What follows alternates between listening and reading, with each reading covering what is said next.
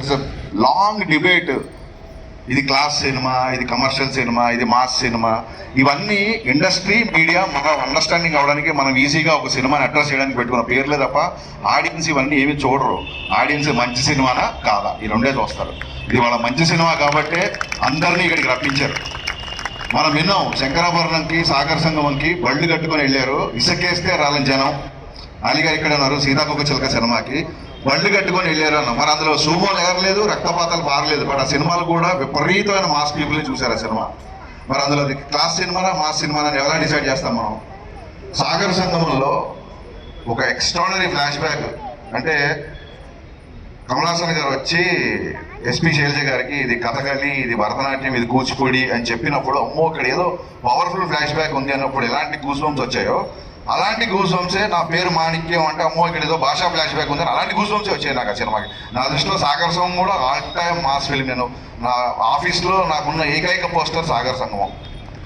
So ఇవన్నీ కేవలం మన అండర్స్టాండింగ్ కోసం పెట్టుకుంది. అంతెందుకు ఇప్పుడు ఇందాక మనం ఏవి చూసాము, ఈ సినిమా చూసి కన్నీళ్ళు పెట్టుకున్న వాళ్ళు ఎవరు? అనిల్ రాయపూడి, అతను కమర్షియల్ డైరెక్టర్ కదా, వంశీపేటపల్లి. నిన్నగాక మొన్న ధమాకా ఇచ్చిన జాయింట్ ఫ్యామిలీలో నేను చెప్పాల్సుకుంది ఏంటంటే, ఒక జాయింట్ ఫ్యామిలీలో ఒక అన్న ఒక సాఫ్ట్వేర్ జాబ్ చేస్తూ ఏసీలో ఉంటూ కొంచెం క్లాస్గా కనబడతాడు. ఇంకో తమ్ముడు సివిల్ కాంట్రాక్ట్ చేసుకుంటూ 24 hours ఎండలో ఉంటాడు. ఇంకోటి బిజినెస్ చేస్తుంటాడు. మనం అనవసరంగా ఒకళ్ళకొకళ్ళు కంపేర్. అది ఎందుకు జాయింట్ ఫ్యామిలీ ఉంటుందంటే దాన్ని ఒకళ్ళకొకళ్ళు పోల్చుకోరు. ఈ క్లాస్గా సాఫ్ట్వేర్ చేసేవాడిని సివిల్ కాంట్రాక్ట్ చేసేవాడు తిట్టాడు, సివిల్ కాంట్రాక్ట్ చేసి తక్కువ సంపాదించిన వాడిని నీకంటే ఎక్కువ సంపాదించిన తిట్టాడు. అందుకే ఆ జాయింట్ ఫ్యామిలీ అలా ఉంటుంది. ఇండస్ట్రీ అనేది అలాంటి జాయింట్ ఫ్యామిలీ. వాడు 300 కోట్ల సినిమా తీసినా, వాడు 3 కోట్ల సినిమా తీసినా మన సినిమా. వెళ్ళేవాడు కార్లో ఉండడం తిట్టక్కర్లేదు, కార్లో వెళ్ళేవాడు సైకిల్ మీద చిన్నగా చూడాల్సిన అవసరం లేదు. Every cinema is unique. పెద్ద పెద్ద సినిమాలు చేయాలంటే పెద్ద పెద్ద స్టార్లు కావాలి, పెద్ద పెద్ద డైరెక్టర్లు కావాలి. కానీ ఇలాంటి సినిమాలు చేయాలంటే పెద్ద మనసు కావాలి. ఆ పెద్ద మనసు మా రాజుగారి దగ్గర ఉంది కాబట్టి ఇవాళ ఈ సినిమా బయటికి వచ్చింది. అండ్ అందరూ ఓవర్ నైట్లో వేణు డైరెక్టర్ అయిపోయినాడు. అతను ఓవర్ నైట్లో అవ్వలేదు. మనందరికంటే చాలామంది డైరెక్టర్ల కంటే అతను ఎక్కువ ఎక్స్పీరియన్స్ ఉంది. అది జబర్దస్త్ అవ్వచ్చు, జీవితం అవ్వచ్చు. అతను ఎన్నో పాత్రల్ని, ఎంతో మంది మనుషుల్ని అబ్జర్వ్ చేసి తన అనుభవాన్ని అంతా ఈ సినిమాలో పెట్టాడు. వేణు ఐ డోంట్ థింక్ మీరు ఓవర్ నైట్లో మీరు సక్సెస్ వచ్చిందని అనుకోవట్లా. అట్ ద సేమ్ టైం ఇందాక మీ స్పీచ్లో చూస్తే మీరు తేజ గారి గురించి మాట్లాడారు. ఎప్పుడో 14 సంవత్సరాల క్రితం మీకు ఇచ్చిన చిన్న క్యారెక్టర్ వంశీ గురించి మాట్లాడారు. నాకు అర్థమైంది అతని స్పీచ్లోనే అతను నేర్చినట్టు అర్థమైంది. తన మూలాలు తను మర్చిపోలా. ఆ మూలాన్ని మర్చిపోని తత్వం తను ఉంది కాబట్టి ఆ మూలాలు మర్చిపోకూడదని చెప్పి సినిమా తీసాడు ఇవాళ. ఈ సినిమా కూడా అంతే, తన మూలాలు తను మర్చిపోలేదు కాబట్టి. అండ్ టీమ్స్ అండ్ శ్యామ్ కాషాగర్లో మీ స్పీచ్ ఉన్నా, నేను మీ మ్యూజిక్కి అండ్ మీ లిరిక్స్ నేను చాలా పెద్ద ఫ్యాన్. సో మీరు జాబ్ సాటిస్ఫాక్షన్, జైల్ సాటిస్ఫాక్షన్ చాలా మంది ఇలాగా మాడతారు రైమింగ్లో. పంచ్ కోసం మనం స్టేజ్ ఎక్కగానే లేదా యూట్యూబ్ ఛానల్స్ వాళ్ళు కెమెరాలు పెట్టి మైకిల్ పెట్టగానే మనం కొంచెం క్యారీ అయిపోతాం, తప్పలేదు. బట్ ద థింగ్ ఈజ్ అద్వైత సిద్ధికి అమరత్వ లబ్ధికి గానమే సోపానము అని రాసిన వేటూరి గారు ఆకుచాటు పిందు తడిసి అని పాట రాశారు. శివుని నయన త్రయలాస్యం నాట్యం అని చెప్పి సాగర్ సంగమంలో డెఫినేషన్ ఇచ్చిన వేటూరి గారే ఆరేసుకోబోయి పారేసుకోబోయి అని పాట రాశారు. ద థింగ్ ఈజ్ మీరు నిన్ను చూడకపోతే తండ్రి రాజీగో మాట, ఆ పాటను ఎంత ఎంజాయ్ చేశానో ఊరు పల్లెటూరు కూడా అంతే ఎంజాయ్ చేశాను. మీరు 2 పాటలు రాయాలి, ఇదే రాస్తాం అదే రాస్తాం అంటే కుదరదండి, అన్ని పాటలు రాయాలి. That is what is got talent. అంటే మీరు పాట రాయడానికే ఉండాలి మీ ప్యాషన్. నేను చాలా ఎంజాయ్ చేశాను ఆ సాంగ్. మీరు చెప్పిన 2 లైన్స్ విని లిరికల్ వీడియోస్ రిలీజ్ అయినప్పుడు, బలగం లిరికల్ వీడియో రిలీజ్ అయినప్పుడు రిమైండ్ చేసుకున్నాం. ఒక నాగలి భుజం మీద పెట్టుకున్నప్పుడు సోపతోడు ఒక దోస్తుగా నాడు చెయ్యేసాడు, వండర్ఫుల్ ఎక్స్ప్రెషన్. అంతకంటే ఒక రైతుకి నాగలి నుంచి మిత్రుడు ఏముంటుంది. ఆ లిరిక్ వెనక్కి వెళ్ళి కళ్ళమని నీళ్ళు వచ్చేసాయి. అలాగే సింపుల్ మీనింగ్ లో పొట్టి పిల్ల నువ్వే నా గొండుకు పొట్టి పిల్ల, what an expect ever heard.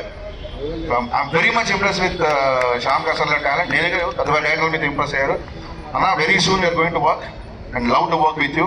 అలాగే బీమ్స్ మీరు కూడా అంతే. సో దెర్ ఈస్ మనం ఎవరో డిఫైన్ చేయడానికి ఇది కమర్షియల్ ఇది కాదని. We can't define. ఫస్ట్ మనలో ఉన్న ఆడియన్స్ చచ్చిపోయినంత వరకు మనం మంచి సినిమాలు చేస్తాం.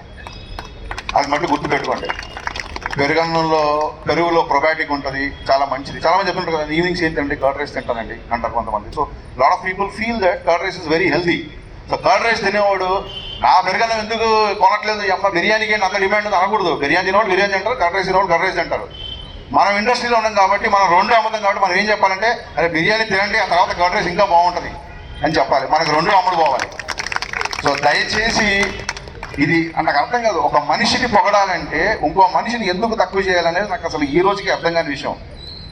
ఒక మనిషిని ఒక మంచి సినిమా వచ్చింది, బలగం, మల్లేశం, ఇంకో సినిమా పోయినసారి శతమానం భవతి, రాజుగారి శతమానం భవతి, ఇలాంటి మంచి సినిమాలు వచ్చినప్పుడు ఈ సినిమాలు నెత్తి మీద పెట్టుకోవడానికి ప్రతిసారి కమర్షియల్ డైరెక్టర్లు, ప్రతిసారి మాస్ డైరెక్టర్లు ముందుకొచ్చి ప్రమోట్ చేస్తూనే ఉన్నారు. మనం గీతలు గీసుకుంటున్నాం. So we're all one family అండి. ఇక్కడ ఒకటి సినిమా హిట్ అయితే, అది కేజీఎఫ్ అవ్వచ్చు, RRR అవ్వచ్చు, ఒక సినిమా హిట్ అయితే మనందరం సెలబ్రేట్ చేసుకుంటాం. మేము ఎందుకు సెలబ్రేట్ చేసుకుంటాం అంటే, అమ్మ బయ్యర్ దగ్గర డబ్బులు ఉన్నాయి, నెక్స్ట్ నా సినిమా మంచి రేట్తో కొంటారు అని. నా ముందరోడి సినిమా బాగా ఆడితే 10 మంది బయ్యర్ దగ్గర పోటీ ఉంటే, ఈ సినిమాకి 10 మంది బయ్యర్లు పోటీ పడితే నా సినిమా రేటు పెరిగి నేను అనుకున్న రేటు వస్తుందని మా ముందు సినిమాలు హిట్ అండి. వేణు శ్రీరామ్ రాజన్నకి వేణు పేరు బాగా వచ్చేస్తుంది. ఈ సినిమా చూసి అందరూ బాగా బాధపడుతూ ఏడుస్తూ బయటికి వస్తున్నారు. చాలా మంచి విషయం. సినిమాని గుండెల్లో పెట్టుకున్నారు. డోంట్ వరీ, మిమ్మల్ని అందరినీ మళ్ళీ డ్యాన్స్ వేయించి నవ్వుతూ బయటకు వచ్చే సినిమాలు మేము చేస్తాం. ఆ పూచి మాది. Thank you so much Harishankar garu. And yes, ఇప్పుడు ఫోటో కావాలా మళ్ళీ? So Sri Venkateswara creations 20 years journey. So Dil Raju production just 1 year journey. So Venkateswara creations అంటే బుజ్జి అసిస్టెంట్ డైరెక్టర్గా పనిచేసి ఇప్పుడు పెద్ద డైరెక్టర్, వేణు మా సంస్థలో అసిస్టెంట్ డైరెక్టర్గా పనిచేసి ఈరోజు బిగ్ డైరెక్టర్, హరీష్ శంకర్ ఆ లొకేషన్లో తన అసిస్టెంట్గా రైటర్గా ఉన్నప్పుడు నా దగ్గర ఆ అటాచ్మెంట్తో అదొక ఎమోషన్, మాది జర్నీ స్టార్ట్ అయ్యి ఈజ్ ఆల్సో మా శ్రీ వెంకటేశ్వర సంస్థలో పనిచేస్తున్నారు. పిలిచారు. వీళ్ళు ముగ్గురు, వాళ్ళు ఆల్రెడీ 2 సినిమాలు అనౌన్స్ అయ్యాయి వెంకటేశ్వర క్రియేషన్స్లో. హరీష్ది కళ్యాణ్ గారి సినిమా తర్వాత ఈ సంస్థలో మళ్ళీ సినిమా చేయబోతున్నాడు. వీళ్ళు ముగ్గురు నాకు చాలా బలం, నా బలగం. అంటే ఒక చిన్న సినిమా తీసినప్పుడు ఈరోజు మీ అందరికీ ఎంత రెస్పెక్ట్ అని అంటే, సరే ఒక చిన్న సినిమా ప్రయత్నం చేసాము, ఒక మంచి సినిమాగా ఈరోజు ప్రేక్షకులు దాన్ని డే బై డే తీసుకెళ్తున్నారు. డే బై డే అని నేను ఎందుకు చెప్తున్నా అంటే, Day 1 2 స్టేట్లలో కలిపి 30,000 మంది చూశారు. సో ఈ సినిమాకి నేను కలెక్షన్ ఎంత అని చూడట్లా, ఎంతమంది ప్రేక్షకులు ఈ సినిమాని థియేటర్కి వచ్చి చూస్తున్నారని అడుగుతున్నాను ఎవ్రీ డే. సో మొదటి రోజు 30,000 నుంచి స్టార్ట్ అయ్యి నిన్న 1 week అయిపోయడానికి 2 స్టేట్స్లలో కలిపి 4 లక్షల మంది చూశారు. అది ఈ సినిమా బలం. సో అది మౌత్ టాక్తో, మీడియా వాళ్ళు కూడా మేము రివ్యూస్ దగ్గర నుంచి స్టార్ట్ అవుతే మౌత్ టాక్తో ఇవాళ 4 లక్షల మంది దగ్గరికి వెళ్ళింది. ఈ సినిమాకు మెసేజ్లు వస్తుంటే every day I'm getting minimum, అంటే నా కాంటాక్ట్ ఉన్న వాళ్ళే నాకు మెసేజ్ చేస్తారు కదా, అలా every day I'm getting 3-4 extraordinary messages. అంటే వాళ్ళ ఎమోషన్తో, ఇందాక అంటే వాళ్ళ ఎమోషనే కాదు, ఇందాక ఇక్కడ నా టెక్నీషియన్స్ ఆర్టిస్టులు మాట్లాడుతుంటే వాళ్ళు లోపల నుంచి మాట్లాడుతున్నారు. ఏదో సినిమా ప్రమోషన్ కోసం కాదు, ఎమోషనల్గా మాట్లాడుతున్నారు. భీమ్స్కి ఏ మెసేజ్ వచ్చినా నాకు ఫార్వర్డ్ చేసి, ఈ పాట నేను మీ సినిమాలో ఉండుండకుంటే నా జీవితం ఏమైపోయేది సార్.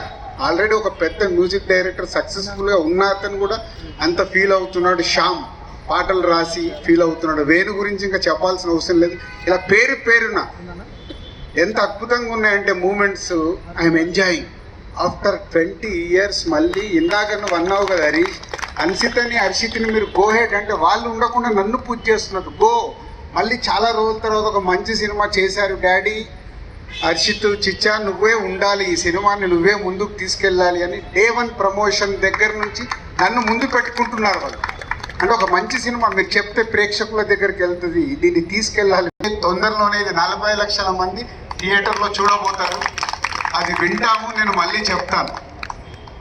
అండ్ ఇవన్నిటితో పాటు ఇవాళ ఒక గ్రేట్ మూమెంట్, మెగాస్టార్ చిరంజీవి గారు సినిమా చూసి ప్రతి ఒక్క టెక్నీషియన్స్ని అందరినీ పిలుచుకొని మాట్లాడి, అందరు ఆర్టిస్టుల గురించి మాట్లాడి, ఒక 1 hour సినిమా గురించి మాట్లాడి, ఈ సినిమా గెలుపు అది. ఎన్ని అవార్డ్స్ వస్తాయి రేపు. చిరంజీవి గారు అంటారు మామూలు అవార్డ్స్ రావు రాజు ఈ సినిమాకి, అసలు నువ్వు ఎలా ఎంకరేజ్ చేసావంటే ఆయన చెప్పాడు, నచ్చింది. వేణుతో కూడా అదే అంటున్నాడు.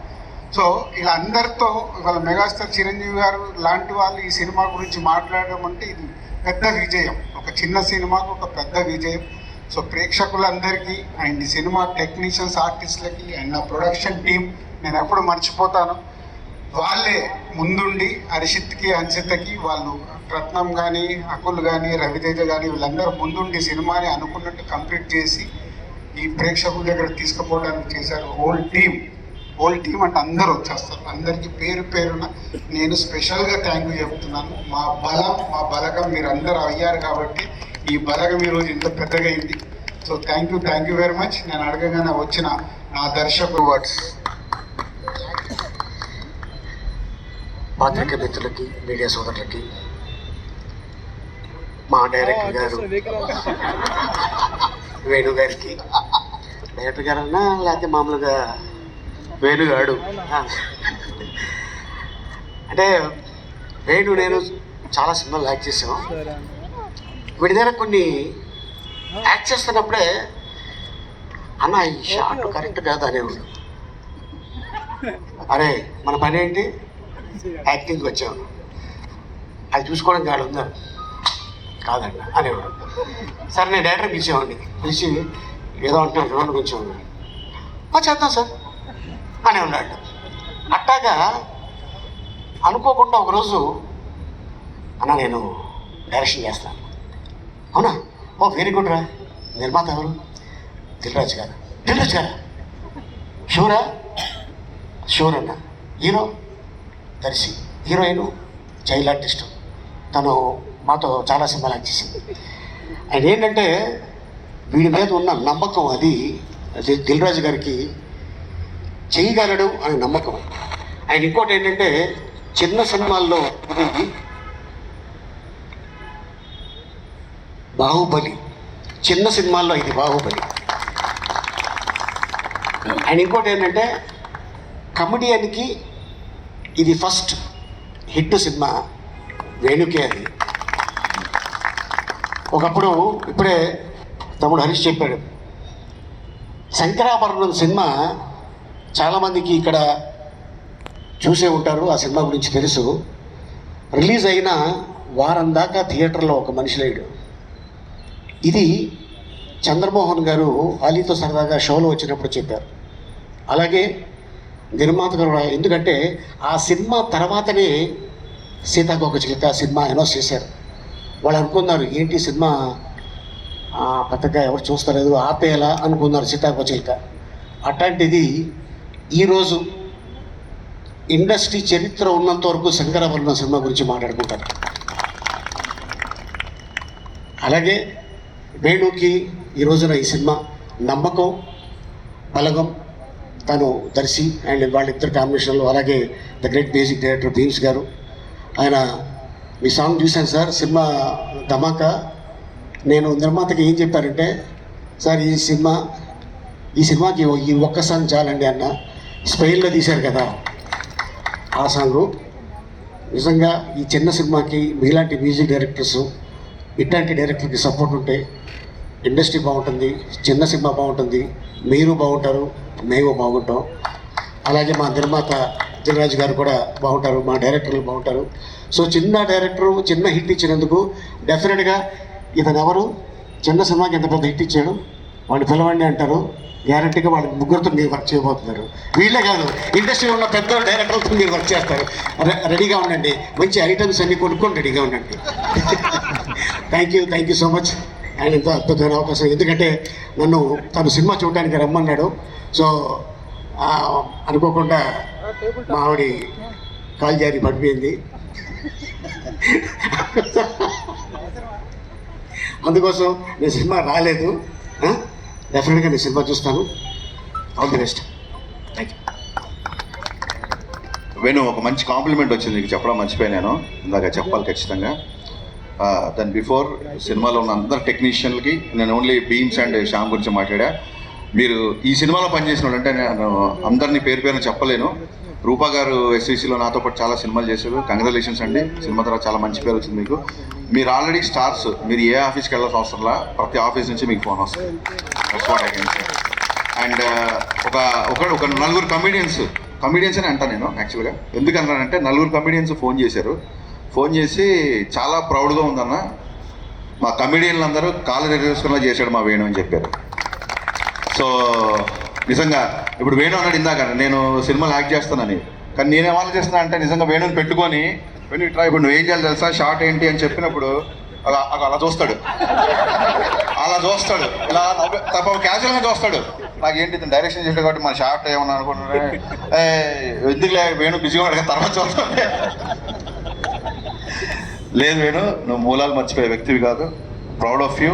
అండ్ మా రాజన్న ఒక పక్క వారసుడు జరుగుతోంది వర్క్. సెకండ్ హాఫ్ చూశాను, మీ వంశీ ఇరగొట్టాడు, మామూలుగా లేదు హరీష్, అసలు ఎమోషన్ సీన్స్ కళ్ళెమ్మ నీళ్ళు వచ్చాయని చెప్పి మళ్ళీ ఒక గంటకు ఫోన్ చేసి ఇప్పుడే బలగం రష్ చూసే హరీష్, అసలు మామూలుగా లేదు. ఆయన బలగంకి ఎంత ఎక్సైట్ అవుతాడో వంశీపేటపల్లి వారసుడికి అంతే ఎక్సైట్ అవుతాడు. బేసిక్గా సినిమా పిచ్చోడు, సినిమా అంటేనే ఎక్సైట్ అవుతాడు. డబ్బులు లాభ నష్టాలు లెక్కేసుకోకుండా ఉన్నాడు కాబట్టి ఇవాళ బలగం మన ముందు ఉంది. మంచి కథలు, మంచి దర్శకులు, ఆయన Balagam. Thank you. Thank you sir. And ఈ సినిమాకి పనిచేసిన మా బలగం అందరి పైకి రండి, టెక్నీషియన్స్ అండ్ ఆల్ ఆర్టిస్ట్.